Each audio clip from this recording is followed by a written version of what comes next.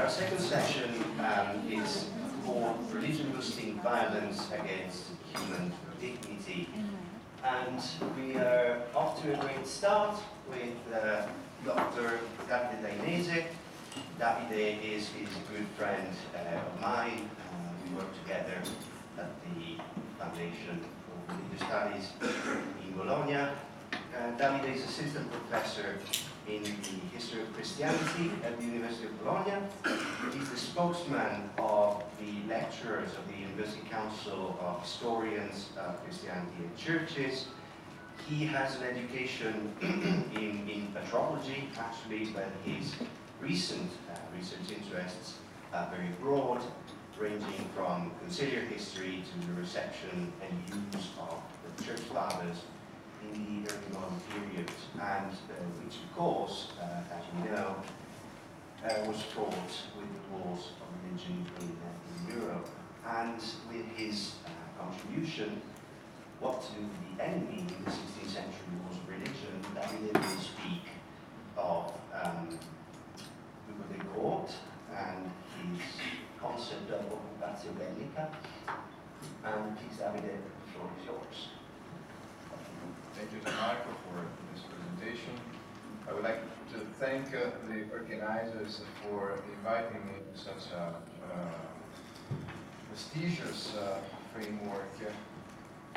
And I'll touch upon an issue that was somehow raised in the framework of this morning presentation, which is the role of history within this kind of discussion.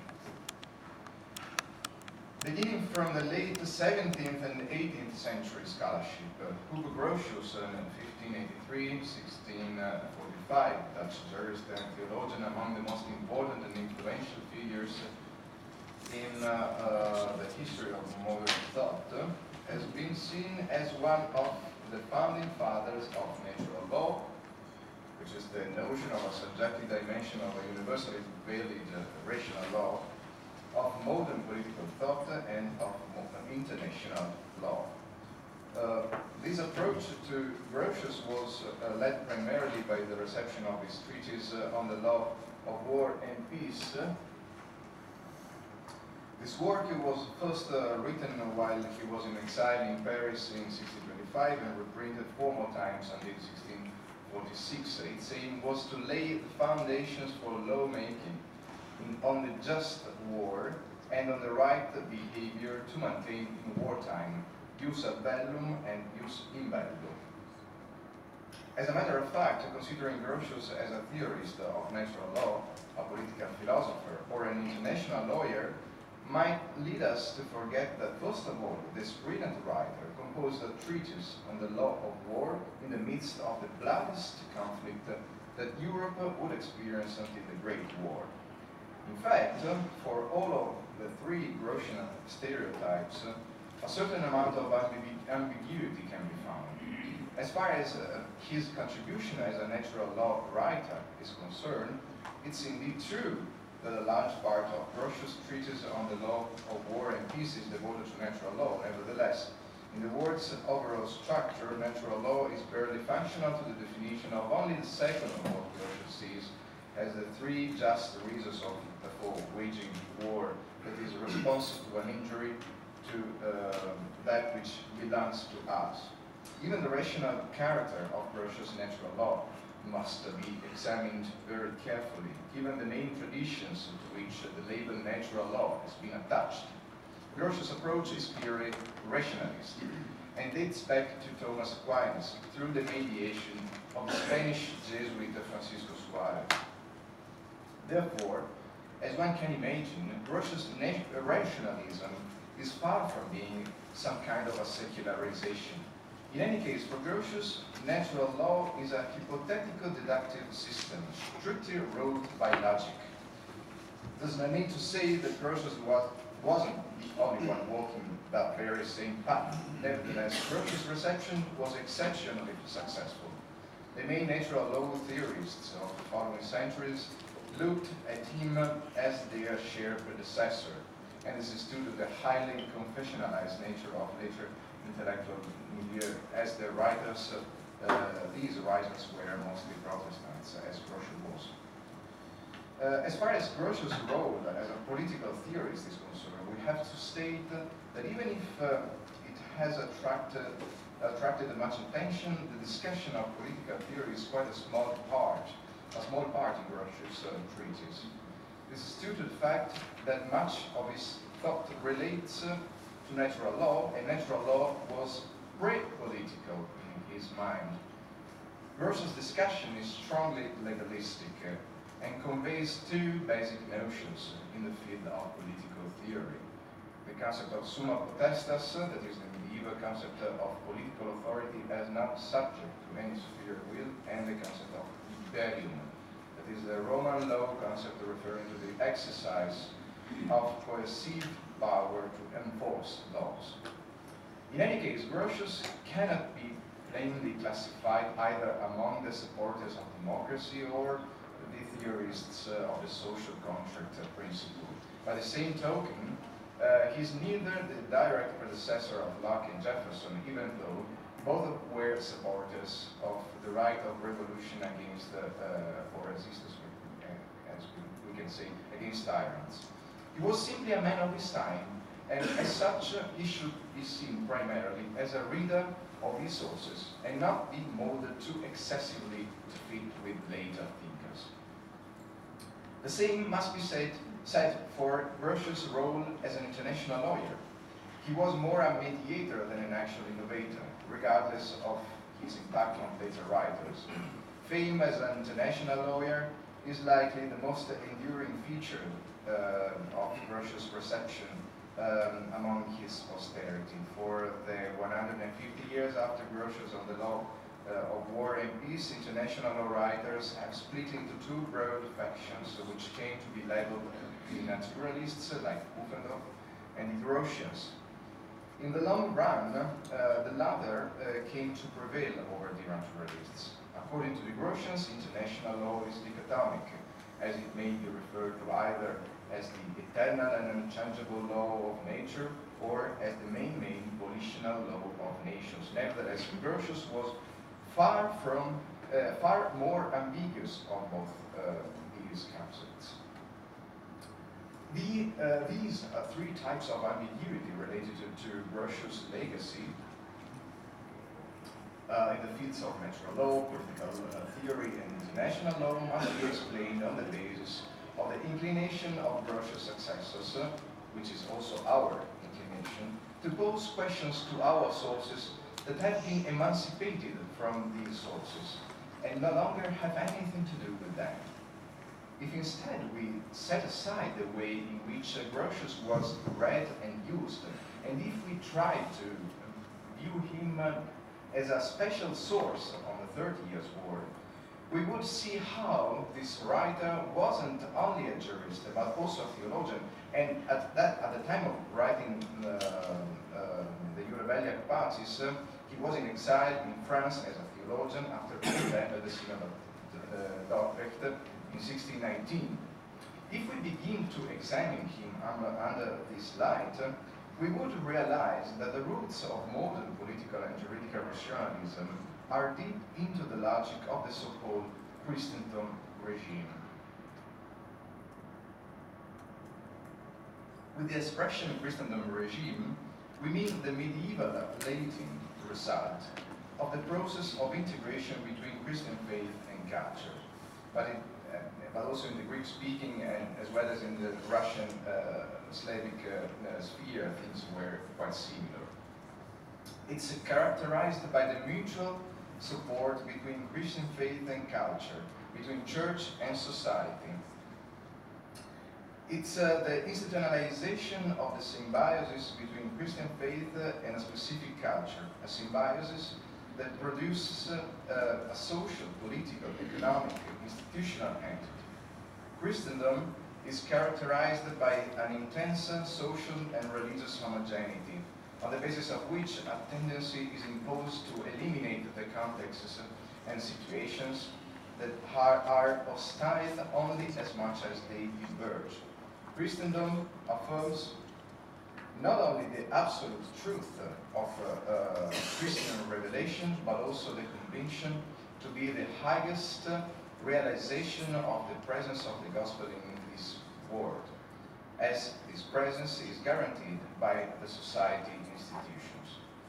Everything that doesn't conform to the symbiosis of political, economical, social entity in Christian faith, and I would say its correct interpretation, the Christendom regime feels legitimized and has the duty to make tabula rasa. But how exactly is Grotius a witness to this violence, which filters through the lines of medieval canon law and is intrinsic to the Christendom regime? It's on this issue that my reading of Grotius differs from his late 17th, 18th century reception, as I try to focus on the use of Grotius during the 30 Years' War. My approach will take into account a case study, which is the idea of military occupation, or occupatio bellica, according to the language. This is a concept which takes on considerable historical significance. Its importance is given by the fact that this notion becomes a decisive element for the understanding of the Swedish intervention in the 30 Years' War. One major historiographical problem concerns the motives that led Gustavus Adolphus of Sweden, upon landing in Pomerania in 1631, to carry on his warfare occupying lands of the Holy Roman Empire until Franconia. What often gets forgotten is that Gustavus Adolphus read the Jura Belliac Pacis by Grotius with profound admiration, and apparently he carried a copy of it with him throughout the campaign. As I will demonstrate, if we examine Grotius' notion of occupatio bellica, military occupation, we find that Grotius owes much to the logic of the Christendom regime, where the killing of women, children, the elderly, clergy and intellectuals in occupied territory was legitimate, as they were all sources of potential danger. If we examine Grotius' concept of military occupation, there are two features worth emphasizing. The first is the relationship of Grotius' notion of military occupation with the concept of beauty, which concerns the enemy's chattel. Grotius debates the beauty, or preda, according to the Latin language, which is the chattel of the conquered, as it were the immovable property or people, which in the case of military occupation is available only on an interim basis, as it must cease in the event of a surrender. Beauty and occupation are appropriation of res nullius, nobody's thing. Such an approximation of temporary military occupation to beauty has no precedence in Grotius' sources. The second feature of Grotius' notion of military occupation is the absolute nature with which he describes the imperium over the things and people of occupied lands. Although it's conditioned by the transitoriness and by the stabilization of what is acquired in war, the idea that military occupation as an absolute character can be especially understood from the incipit of the text here, the text I'm quoting here.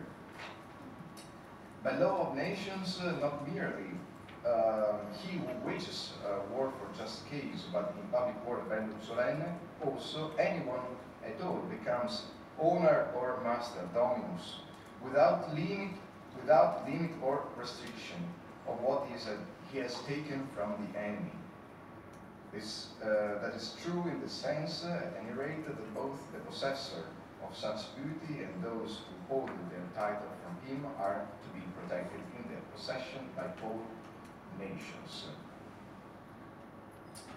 But Grotius goes further in detail.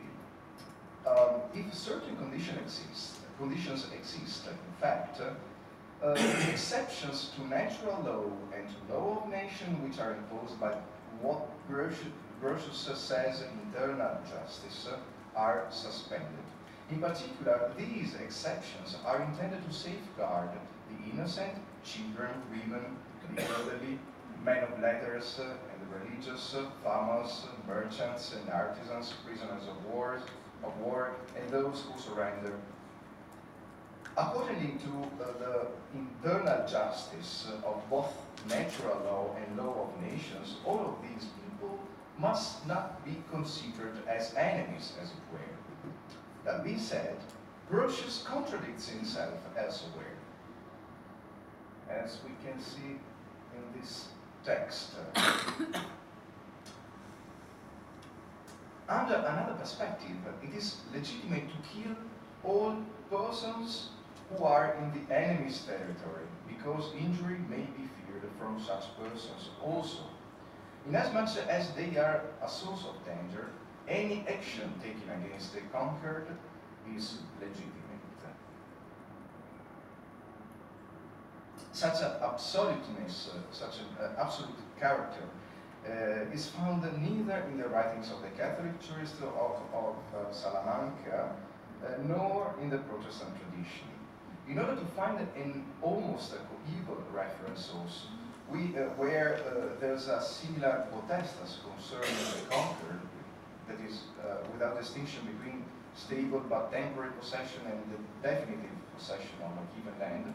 So we must look to a set of sources that remains underestimated and understudied, actually.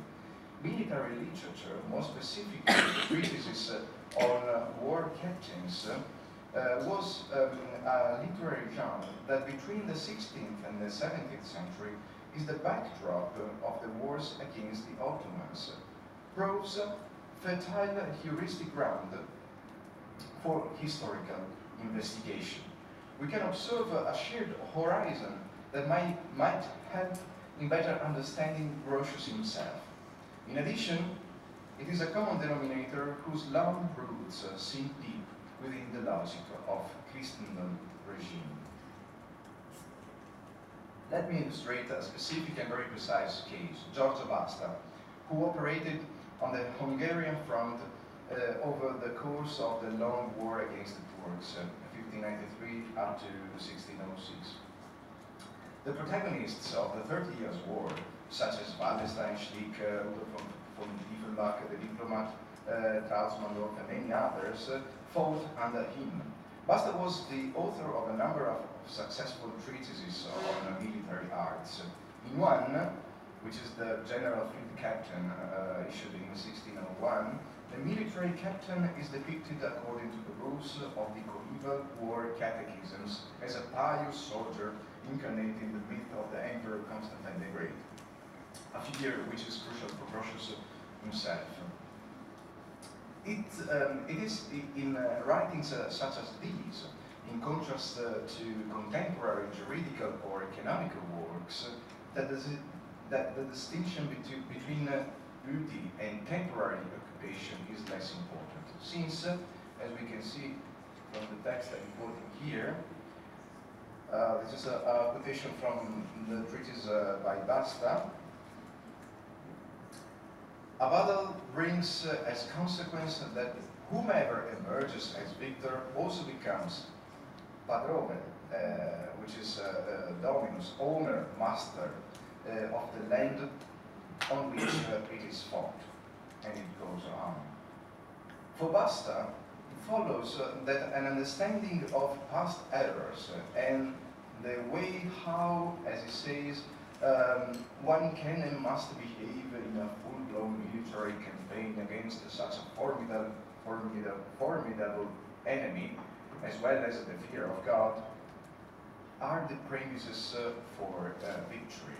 This victory is described as absolute, not limited by time or other conditions, because the victor, Basta clearly states, also becomes literal owner or master of the conquered land. And so, with regards to this type of literature, despite it being the result of Catholic discipline, we can see that even the Calvinist Grotius proves consistent. This is because, besides the still unclear confessional boundaries the rhetorical weapons available at the time were basically forged in the framework of the Battle of Lebanon, 1571. That is, in the clash between a Christendom destroyed, but in its last gasps of pride on one side, and the Turkish Empire on the other side.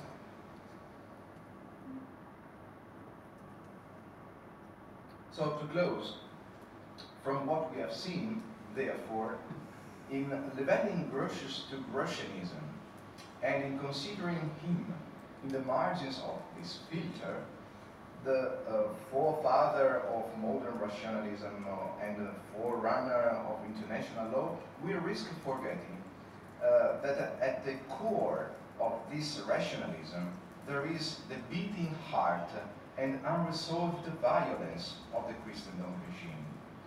Grotius too, as a child of his time, is essentially a witness to this violence, which, though perched atop its crumbling bastions along the imaginary line that connects Buddha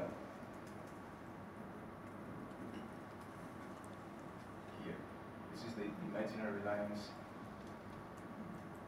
from Budapest and Senj, continued to stand against the empire of the infidels and ultimately imploding from within. Thank you for your attention.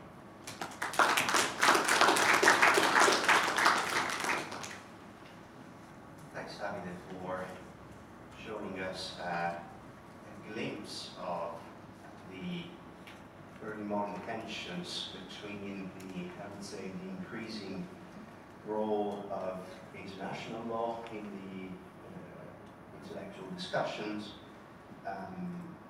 in the crumbling down of the medieval Christendom regime by this Christendom destroyed, as Mark Greenberg had a role in the exacerbation of these tensions, and also, I would lastly say, in the formation of a confessional Republican letters, if you want, and this is also important to stress.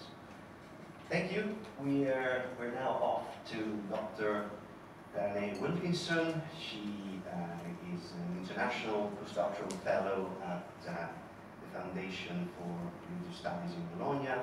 She holds a PhD in religious pluralism from the University of Georgetown, and she has been working on comparative aspects of Muslim and Christian thought.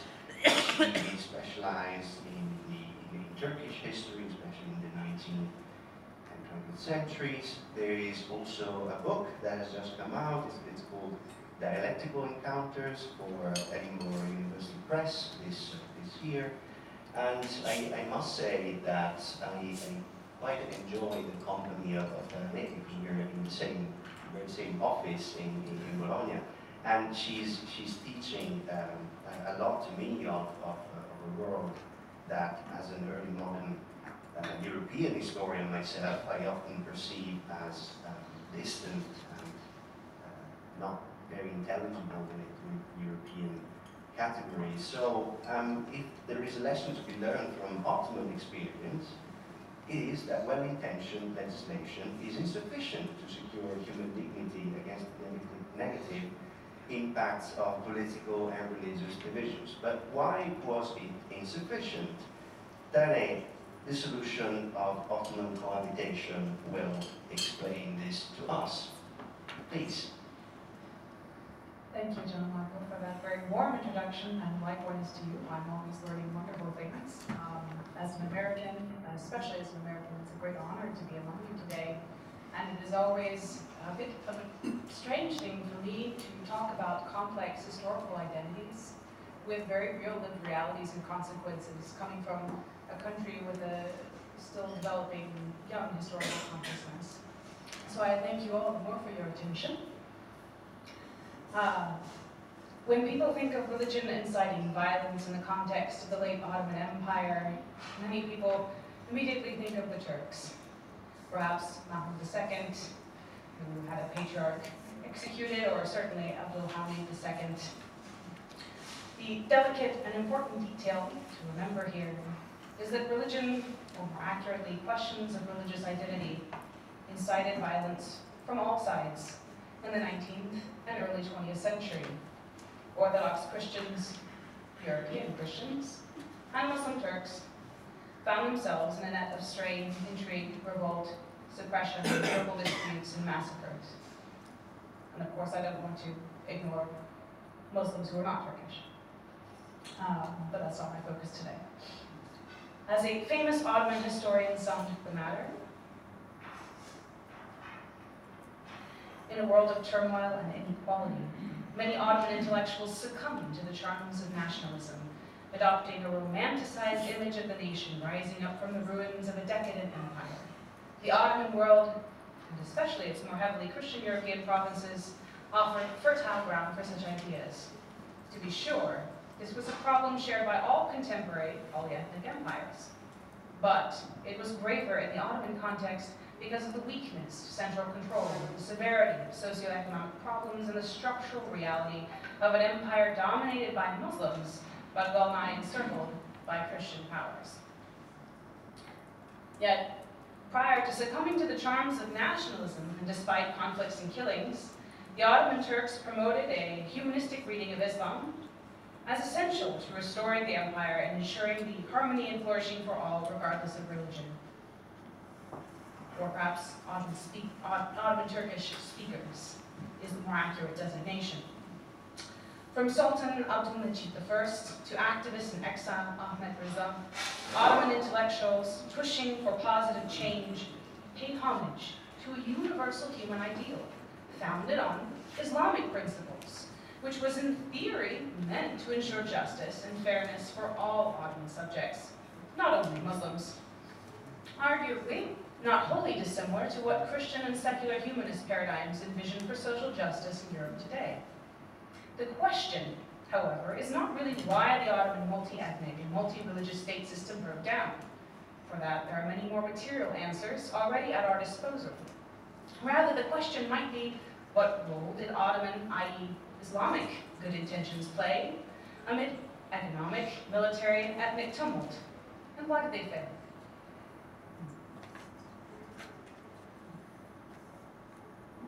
The arrival of Bonaparte's troops in the Ionian Islands inaugurated the active fostering of ideas of independence in Ottoman lands, whereas in centuries past, the Ottomans had curried favor from local Orthodox Christian populations under the latter's distant and sometimes despotic Latin rulers. Now, it was the Ottomans who found European troops and missionaries cultivating nationalist sentiments among non-Muslim minorities in Ottoman realms. The 19th century was not a peaceful one. For the Ottomans, it started with chaos and then bloody re-centralization under Mahmud II. In the 1920s came the Greek War of Independence, Serbians seeking autonomy in the 1830s, the Adyan Revolt, 1848, with autonomy won in 59, Armenian independence, then in 1861, and it didn't get any better.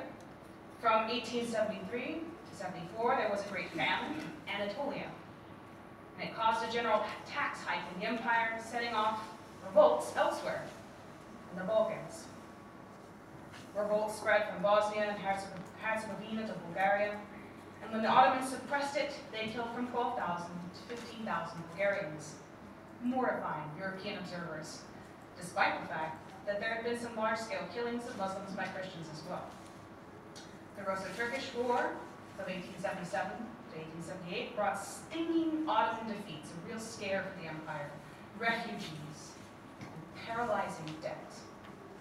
In the wake of the crushing blow of 1878, 1 million Muslims were uprooted from former Ottoman territories, a quarter of whom were murdered or died of starvation. Those who resettled in Muslim Ottoman lands only contributed to the rising anti-Christian sentiments. Amid this longer process of Ottoman decline, two moments especially come to mind: the controversial Tanzimat reforms and the Young Turks' ultimate abandon of pan-Ottoman identity in favor of a Turkish and Muslim modern state. For, in theory, both Tanzimat reformers and Young Turks dreamed of an empire that could accommodate religious and ethnic distinctions with fairness and propriety.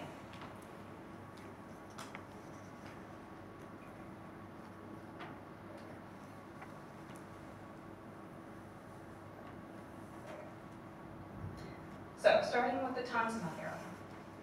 These reforms were intended as both administrative, and they were also seen as an effort to revise the dhimmi status of non-Muslim groups, granting Christians and Jews limited civil rights. Inaugurated in late 1839, in the midst of ongoing conflict with Muhammad Ali, the government took up reforms to ensure the life, honor, and property of all its subjects, a reformed system of taxation, a system for military conscription, and equality before the law of all subjects. While inspired by both Enlightenment and pious Islamic ideals alike, Tanzimat reforms were nevertheless top-down bureaucratic measures that did little to stop the spread of nationalist sentiments among Ottoman Christian populations. Nor did these reforms challenge the secondary political status of non-Muslim minorities. Further, the Guhane Edict's initial abolition of the corrupt and burdensome tax system proved to be a total failure. Nevertheless, prior to the eventual failure of these reforms, Europeans were quite enthusiastic. British ambassador to the Porte, Lord Ponsonby wrote of the Guhane Edict: "It is in perfect unison with the religion and interests and feelings of the people. It is a victorious answer to those who say that this empire cannot be saved by its ancient government, and that the spurious regeneration to be worked out by the Pasha of Egypt, Muhammad Ali, is its only preservation." In fact, many saw the Tanzimat reform era as a bit of a superficial Enlightenment PR project aimed at pleasing the European powers. Consider the correspondence between philosopher Auguste Comte and Tanzimat architect Mustafa Rashid Pasha, where the positivist spoke optimistically of once and for all overcoming the division between the two oppositional worlds, Asia and Europe, calling for a common civilization in the world. At the same time, these initial reforms were also seen as a decisive return to just Sunni rulership in the eyes of Muslims in Anatolia and Arab lands. The initial Tanzimat reforms reiterated the Islamic ideal of just governance, something that was mentioned in our earlier session, which many felt restored legitimacy in the Ottoman Sultan in the midst of ongoing conflict with Muhammad Ali, Egypt, turning the tide in the Sultan's favor. Only by the 1850s were the reforms taking on a more European-driven character decisively. But these Western attempts at reform were not necessarily more successful. They too had their moments of failure. For example, when the Ottomans, at British behest, imposed a ban on slavery in 1855, the historical slave trading city of Jeddah revolted. And the Ottomans were able to quell the riot, but locals continued to foment, leading to a riot against the Europeans 3 years later, with 21 Europeans dead.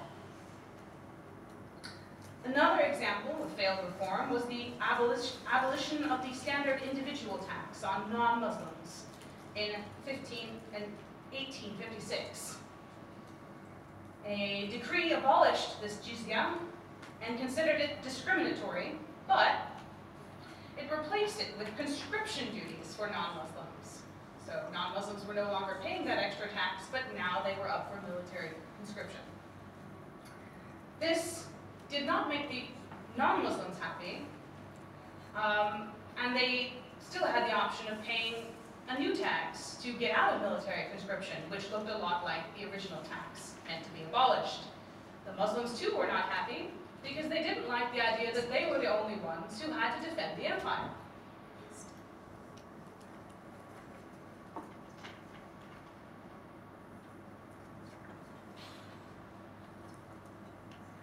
So, turning now to the Young Turks, one thing to clarify is their view of Ottomanism. For the Young Turks, initially, in their intellectual phase, Ottomanism was something that spoke a vision of unity amidst plurality, and an optimism that it was possible to live together and have multiple identities. Now, the Young Turks are infamously charged with instigating the Armenian Genocide. But up until 1902, there was a recognition that religion's place was away from politics and within the private sphere. Together with this, Young Turks generally agreed upon the necessity of the full inclusion of the ethnic and religious minorities within the state's representative branches, together with the resuscitation of the 1876 Constitution, which had been suspended. This entailed a common sacrifice of special privileges for all. Muslims would no longer seek special primacy, legal primacy, or dominate the representative side of Ottoman government. But this also meant that Macedonians, Armenians, and Albanians should see themselves first and foremost as Ottomans, and not agitate for special minority privileges. Ottoman solidarity across ethnicity and religion was key. While Riza believed that a centralized government based in Istanbul would prove the solution, in 1902, at the Congress of Ottoman Liberals in Paris, the delegates of the participating Armenian groups and others could not agree upon a centralized government, preferring instead a decentralized Ottoman government with local councils and administrations. And this failure to come to a consensus divided not just the Christians from the Muslims, but the Muslims from one another. In fact, Ahmed Riza, who was a proponent of centralized government, had written against the Armenian crisis of 1894 to 96, the guy on the left, roundly condemning it and blaming the Sultan, not religion, for the carnage. For Riza, the European charges of fanaticism were inaccurately directed at Islam. Aggressions against Christian ethnic groups were a sign of Abdul Hamid's alleged depravity and his incapacity to run the empire. This sentiment was shared by others. For instance, Mahmoud Pasha, after fleeing the Sultan, his father-in-law, and arriving in Paris, declared, "Je suis musulman et turc. Je désire servir ma patrie sans distinction de race et de religion. Mes deux fils ont les mêmes intentions. Ils sont venus ici, en France, uniquement pour m'aider à remplir ce devoir sacré." So, these Muslim Ottomans saw it as a sacred duty to defend